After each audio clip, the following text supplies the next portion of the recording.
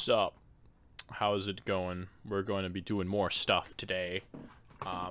So I'm gonna do music theory for noobs. Yes. So here is how this goes. You have keys on a keyboard. I wish I had some sort of like second camera, but I don't. I'll show you here maybe. Make these keys big and fat. Yeah.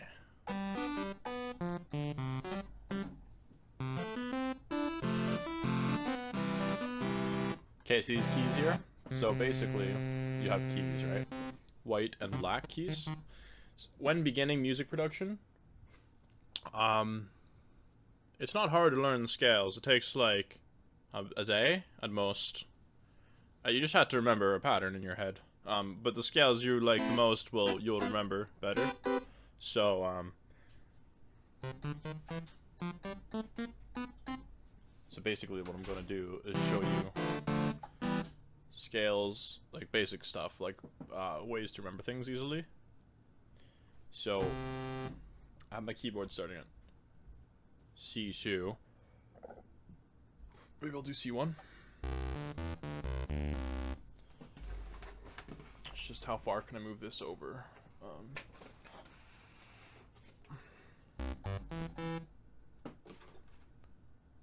Okay, so we're gonna start at C1 now instead, I think. So to start this off, there's two scales. If you don't want to notice, if you don't want to focus on doing your previous, or if you don't want to focus on doing scales that are complicated, you have C major and then A minor, and they only use the white ones, and it depends on the starting root note, so you can basically get away with those two scales and only have to use the white keys and not have to use the black ones. So C major is, it sounds happy, and then A minor is,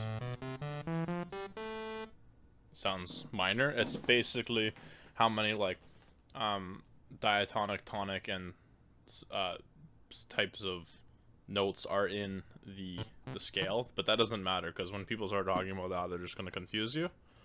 So so you can just play C major. Is basically your starting chords for everything will just be C. Right? So, and then if you're really into music, there's lots of things you can do with that scale. So basically what you can do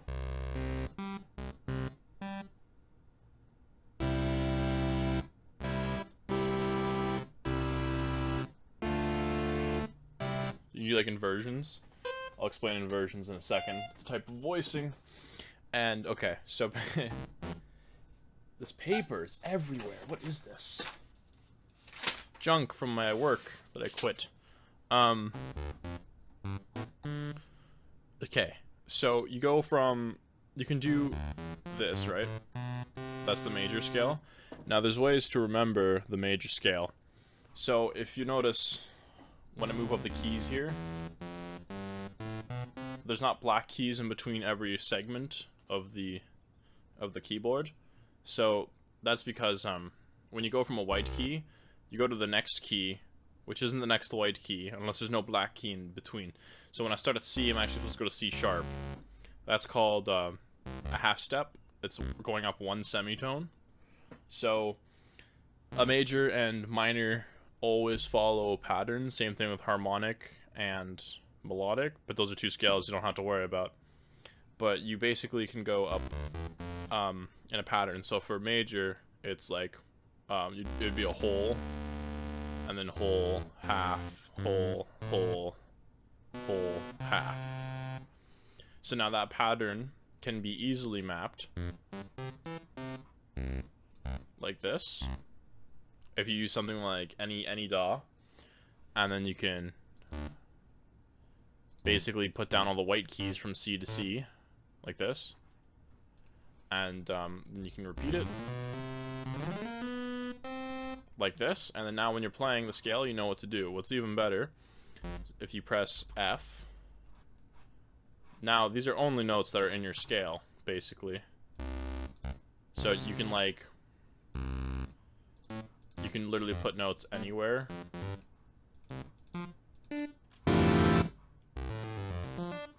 And it's in key, it's not out of key. What's also cool about this is you can take this, and because it follows the pattern, you can put it on any root note you want. So now I'm in G major, so now I can make G major chords by basically putting them down like that. Now I have a G major chord. And I can like do stuff with that.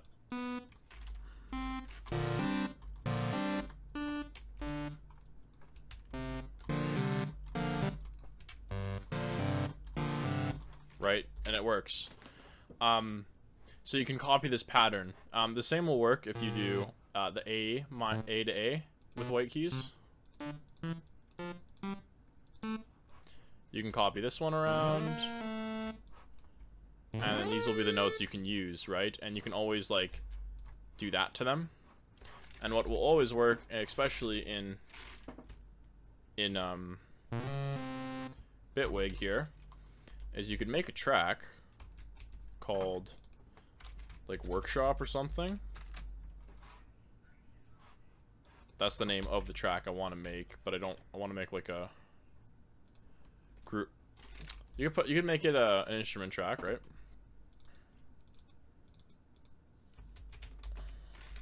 Call it Workshop, make it black, because this is a color that's not in the automatic coloring system of Bitwig. And then you can basically come into E here, and you can turn it on so you can see it. And inside the Workshop, you could make a MIDI note as long as everything, and then you could put your scale inside of it. So watch this, like this. Oh, did it go on? Didn't go on. Okay, I don't want to go on because it didn't copy. But I'll do this now, because I want to make a major song.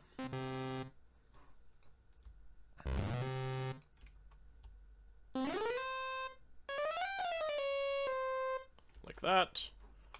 And then I'm going to copy these notes and put them, I want to put them in this one. Edit this one, like this.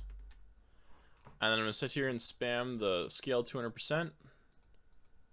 We'll go down the whole thing. I'll make them invisible. So I'm in here. And maybe let's mess around with the color a little bit here. Okay, here we go. Voice cracks. So you can basically make your thing whatever color you want. Here. Find like a good color. What would be like whatever you want, I guess, like whatever you think is a good color.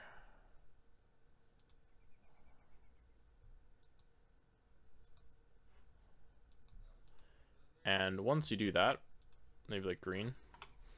Whenever you work in this clip, you can always find it, and then it won't work the best, but you could use it like that, or put at the start of a MIDI clip and then make the MIDI and then move it over. But something like this, basically, where you can see the notes. And if you can't remind yourself, you just got to remind yourself of like the steps. So for major, it is a whole step, half step, whole step, whole step, whole step, half step. And then for minor, it is whole step, half step, whole step, whole step, whole step, half step, whole step, whole step. So if you remember that, you can make your scales, or you can look them up and memorize them. But basically, you can move them around through scales very easily. Yeah. And things like if you're trying to make something on a guitar, for example, say you're not very good with the keyboard, but you know how to play the guitar. If you want to make chords that go with your guitar, if you understand the very basics of a piano,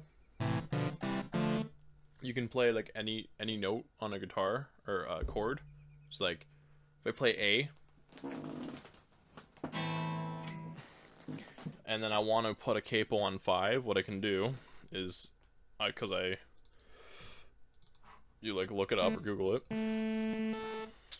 A is a note that starts on A, and it's just like a triad. So it would just be every other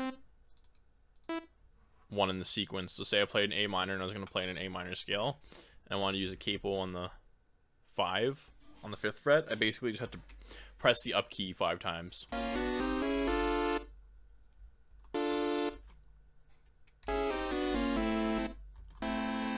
That'd be like the standard. Then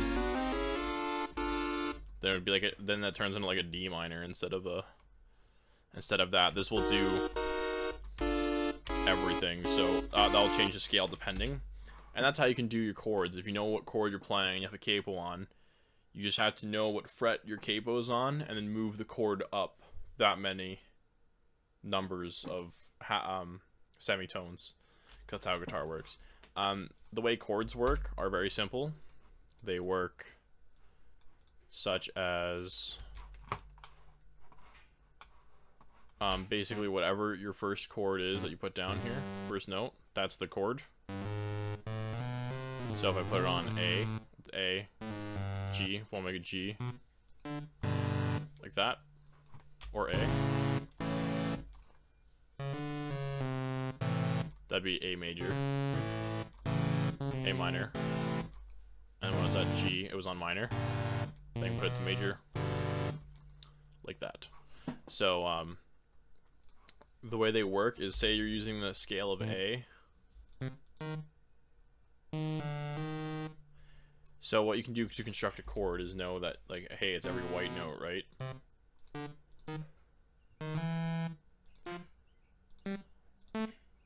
So in theory, for what would work for a G chord is, if you have your root note of the G, take out the second one, and you always want to keep the every other one, and you could do that to the top, and that's how you can make a chord. And then I made an A chord now. So chords basically are like every other thing in a scale. So if you want to make one in like, if you want to make the one chord in an F minor, for example, you put this note here, then this would be the second note, but then you want the third one for the second part of the chord, which is one up, because it goes whole step, half step. Then it'd be whole step, which means we'd hit this B flat, and then we'd go straight to a C, and that's an F. That's an F minor. And then we moved it up, F major. See how it follows the rule I was talking about? So basically, like, any chord you do should end up following the scale. So if I want to do like a D major,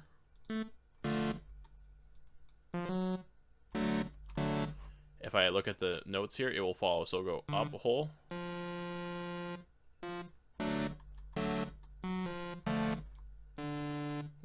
whole step, yeah.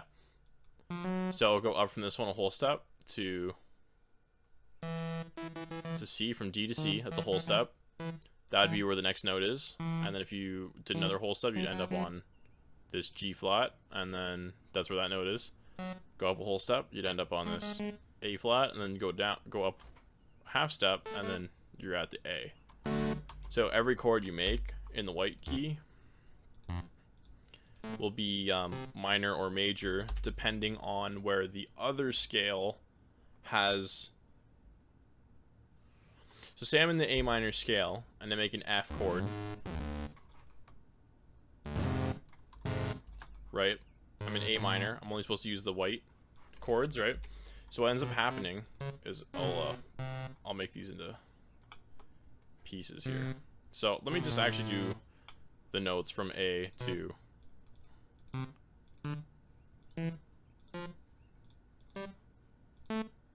15 minutes. So we have this, right? A minor. So if we wanted to make a chord for every single one, we would do every other note, white note. So like we could do this all the way up to the top.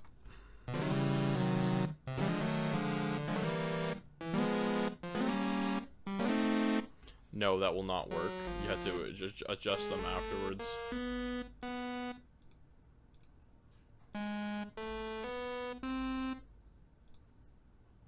Like so.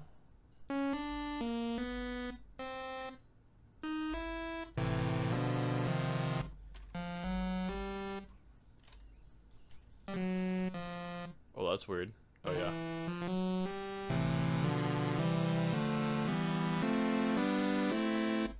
Right? So if we look at all these chords, the first one is a minor. The second one is not.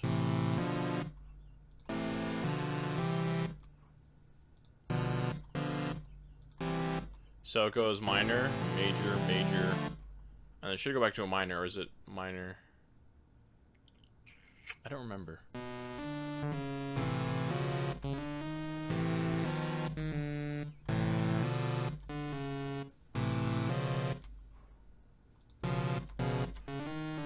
Is something wrong with that chord? No, it's fine. Maybe put these up higher.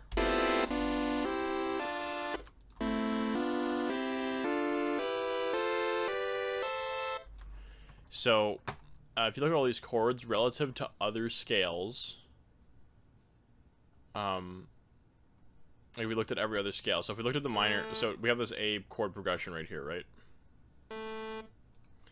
If we made a scale here now for the minor scale,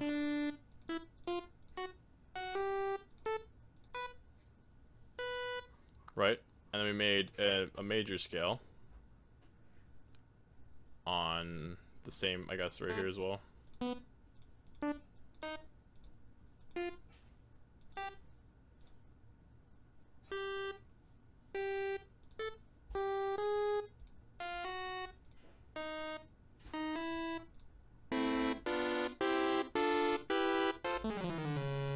See, sometimes I forget the pattern of the, oh, no, I don't. Okay, that's fine. Never mind. I thought I forgot the pattern for a second.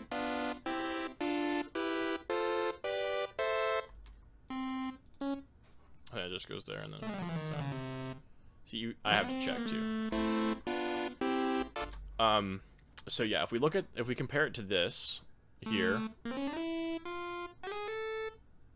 and we copied this to cover the whole range here, and we compared these. Oh, I wish we had a different color. Could we do that? Yeah, we could. Basically, if we were to look at these in a different color now, as like some sort of overlay, editing the green. No, those are supposed to be the green. Why would you put that there? Try to edit these. There we go.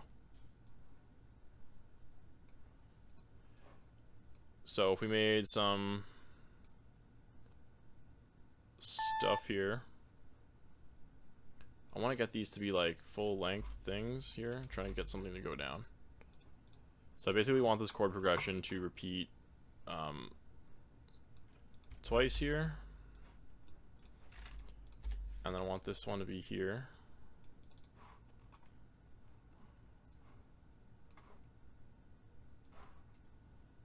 And then I'll put this one here. And I'll just 200% it a few times. That's not going to work out. Alright. So, if we looked in the major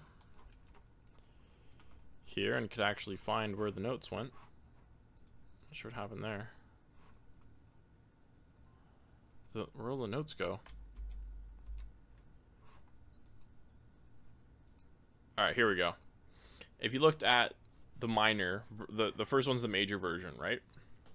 So if we look at the major, we can see that all our chords are lining up with the major, which seems odd.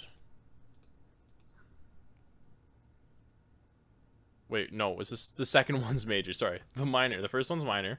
So the first one is minor. So if we look at it this way, we can see all the notes are gone, which means all of our chords fall on the minor scale, right? So ta-da. So basically, that's how you know we're in a minor scale, because we're using a minor pattern and we started it on on A. So then if we look back, we actually see some red notes popping out of the screen one. Because we used the minor pattern, you can see the difference between the major pattern versus the minor pattern. So if you look, there's actually situations where the chord is major, and there's a situation where the chord is minor. But every note, at least one note out of the major chord, will still be in a minor. Because that's how it works, because they share notes. So these unshared ones are the ones that do not belong in a major. Meaning that, I believe all of the chords, how to put in here, basically they share notes, and if you're to put them together, they'll actually cover the same stuff, but they'll make this weird pattern now. They'll do this where they basically cover like the semitones that the other one doesn't cover, but they'll cover like everything. Essentially everything on the keyboard is being played between the two scales, which is kind of interesting if you think about it. Where am I going with this? I'm trying to explain that, like, there's major chords in, like, say, so we're using A. Now, some of the chords are supposed to be major. Like, these chords are major. So basically we have what do we have here? We have a C and a D major. C and D major. So to check if it's major, what we can do is we can shift the scale up to the C. And we'll see that chords in the C are popping out, right? We can see that there's a note here. And this is where the C chord is. And if we move it up one more, we can see that there's actually a note in this chord as well popping out, which means that they're major, because if we were to do it on this green one and move it up to the C, we would have no chords. We would have no notes left. And if we moved it to the D, we would have a note left. Maybe is that... I thought it was minor, major, major. Okay, apparently I don't know music theory. But you'll be able to find these major chords in here. Those are chords that basically don't follow the minor scale. And as you can see, there's a chord back here, up here as well. The 7th chord is also major. So I believe in a minor scale, there's 2 major chords, which is cool. And the other way would work if you did majors. It would work the other way as well. I think there's a different number. I think there's 3 minor chords in a major scale, and yeah. So the way you can use chords effectively and simply is basically if you make like a line, a bass line here, and go. So which one makes simple chord progression, right? Like we'll start in A to D to. No, we'll go down. We'll go down to a G. A, G. To a D.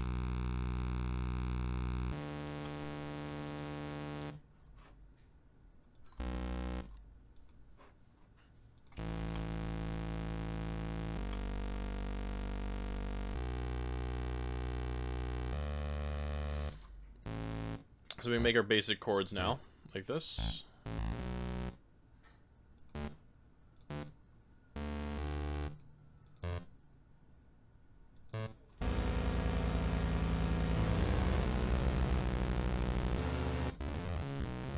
What did we go to? Went to a D. So it doesn't sound very good, so you move it up an octave. But you're kind of missing the bass stuff. So what you can do is you can accentuate those low notes by grabbing these and then copying them down this is now we're getting into something here called voicing. Copy them down here. Now you have this.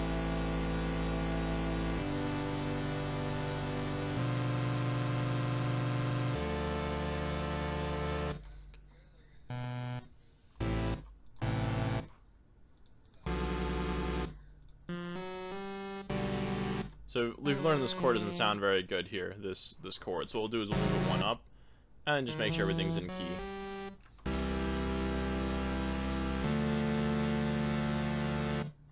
And then there we go. So we're gonna repeat that.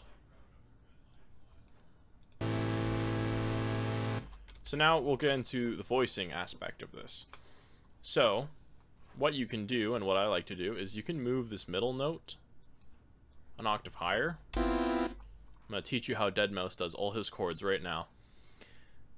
And then you can take the high note and also throw it up higher.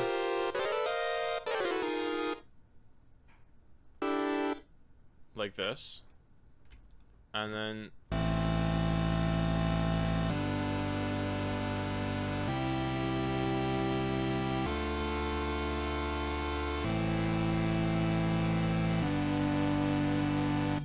we could get fancy and put this down here maybe. So it gets complicated to construct chords once you're like this, so you're better off just going back to the standard one like this. And then just redoing your inversion again. Like so.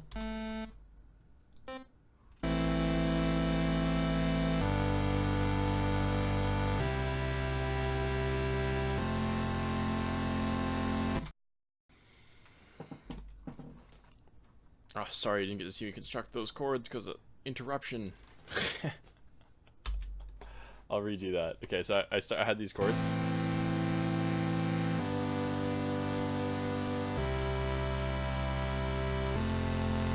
So it goes like that, right? So basically what it did was I took these high notes in these chords. Unless I'm confusing myself now. What were my high notes? What am I doing to myself right now? Oops. So yeah, these are the high notes here. These are like the original high notes. So you can take them, copy them up like that. Then you can get like,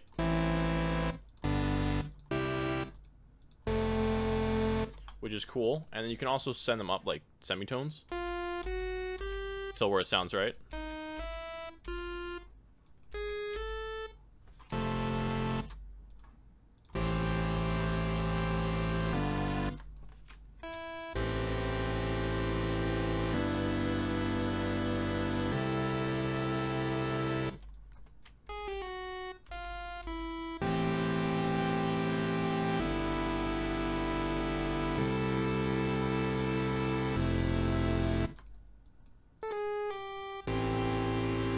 You can share notes. You can basically use this to accent your chords and give it a totally different feel.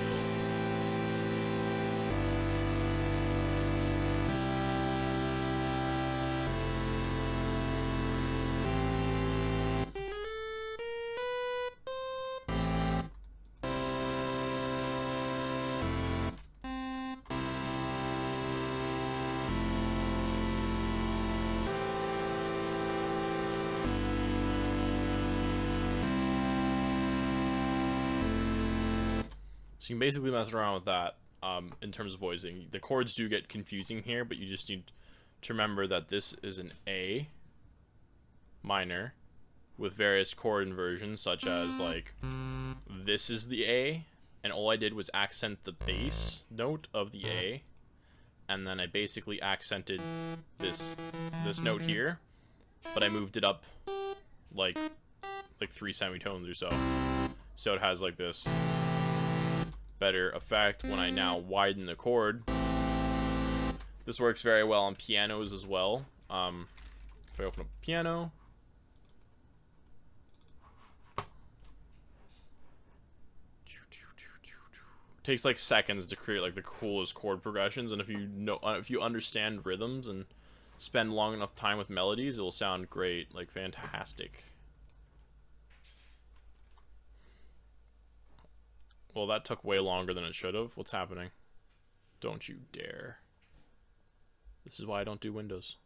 Mac never crashes. Oh, it's done.